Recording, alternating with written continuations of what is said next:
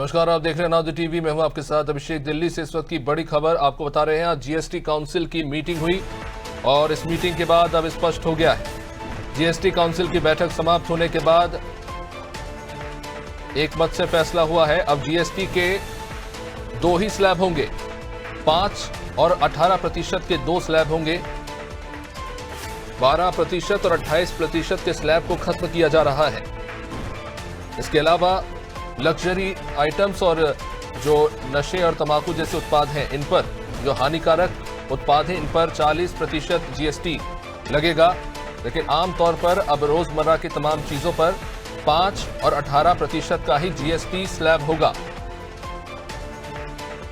तो कुछ आइटम्स ऐसे होंगे जो सीधे 12% से 5% जीएसटी के स्लैब में आएंगे और 28% वाले 18% में।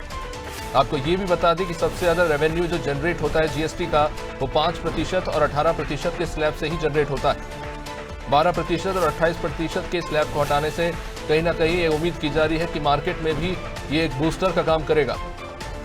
साथ ही साथ लंबे समय से जो मांग की जा रही थी, जो जीएसटी में पेचीदगी है अलग अलग टैक्स स्लैब को लेकर, वो पेचीदापन जो है अब कम हो जाएगा और जीएसटी को लेकर और बेहतर स्थिति देखने में मिलेगी।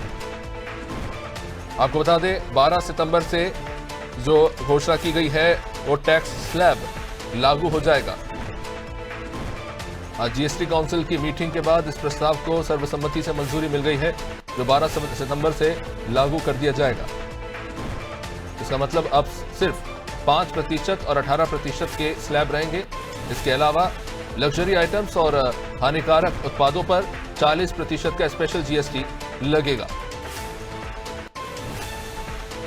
चलिए, हमारे साथ हमारे पॉलिटिकल एडिटर मनोज वर्मा इस वक्त जुड़ चुके हैं। मनोज जी, ऐसा की जानकारी मिल रही थी कि केंद्र सरकार जो जीएसटी के स्लैब्स हैं उनमें एक बहुत बड़ा फेरबदल करने जा रही है। 5% और 18% का ही स्लैब होगा, 12 और 28 अब हटने जा रहा है। इसे किस तरह से देखें? देखिए, बहुत बड़ा निश्चित तौर पर है, क्योंकि जिस दिन प्रधानमंत्री ने लाल किले की प्राचीर से कहा था 15 अगस्त को, तभी से अनुमान लगाया जा रहा था कि कुछ बड़ा स्लैब में चेंजेस होना है।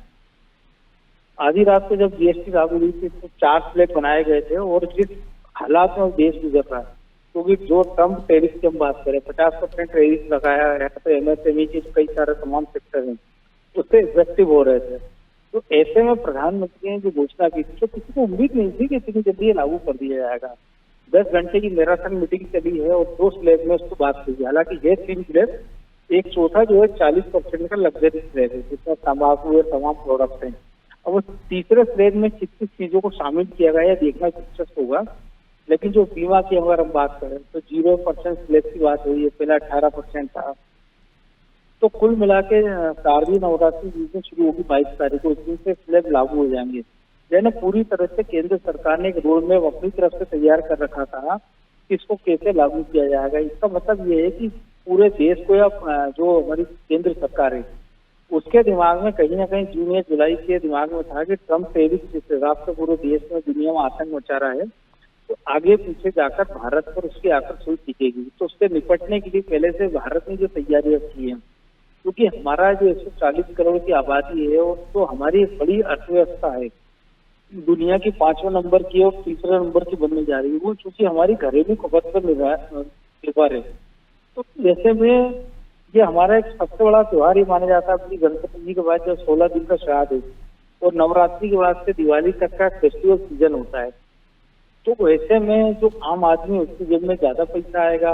उसके पहले हमने देखा था मार्च अप्रैल में जब टैक्स स्लैब की बात हुई थी, इनकम टैक्स की, तो 6 लाख से ऊपर तक का उसमें कह सकते हैं नो टैक्स की बात हुई थी, उसको बढ़ा दिया गया। तो अब ये आज जो स्लैब की बात हुई है, क्योंकि मैक्सिमम चीजें जो हैं वो इसमें सारी कवर हो गई, चाहे कपड़े हों, जूते हों, टीवी हो, फ्रिज हो, फूडिंग हो, मशीन हो, तो ये सारी जो आम आदमी के रोजमर्रा की चीजें हैं वो सारी उसमें कवर हो गई है। अब से कुछ देर बाद ये क्लियर हो जाएगा कि स्लैब 18 में कौन सी और 5 में कौन सी। लेकिन मुझे ऐसा लगता है कि सरकार का फोकस इस बात पर है कि जो आम आदमी है और जो लोअर क्लास का या अपर मिडिल क्लास और मिडिल क्लास का आदमी, उसके हाथ में ज्यादा पैसा बचे, टैक्स कम उसको देना पड़े, उसके हाथ में ज्यादा पैसा हो तो ज्यादा खरीदारी करे। तो फेस्टिव सीजन में मुझे लगता है कि जो ट्रम्प का जो टैरिफ है उससे भारत पूरी तरह से निपट लेगा। और दूसरी एक और बात है कि जो अभी तक हमने देखा है कि जो इंडेक्स की हम बात करें कि सोना चांदी लगातार बढ़ता जा रहा है। हमारा जो ग्लोबल जो इंडेक्स है, खास तौर से हम कंस्ट्रक्शन की बात करें, सर्विस सेक्टर की बात करें, मैन्युफैक्चरिंग की बात करें, वो लगातार उसका पीएमआई बढ़ता जा रहा है। तो मुझे लगता है कि सरकार का फोकस इस बात पर है कि आने वाले 5-6 महीनों के अंदर अंदर जो देश दुनिया की तमाम सारी रेटिंग एजेंसियों ने हमको रेटिंग दी है कि देश का बिजनेस बढ़ रहा है, देश की ग्लोबल पावर बढ़ रही है, जीडीपी लगातार ग्रो कर रही है। अभी 7 पॉइंट की बात करें हम, और अब जो ईयरली हम बात करें तो 6.8 पे हो सकता है 7.2 तक हमारी वो जाए जीडीपी।